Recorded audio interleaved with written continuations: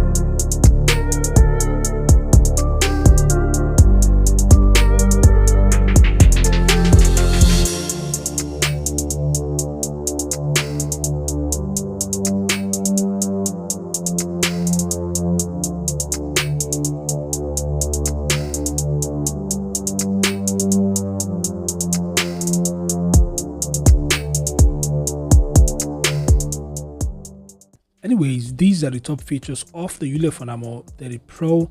I'll definitely compare this device with the Armor 33 Pro to point out the differences and similarities. So make sure to subscribe and turn on notifications. Thanks for watching, and I'll see you guys in the next update. Peace out.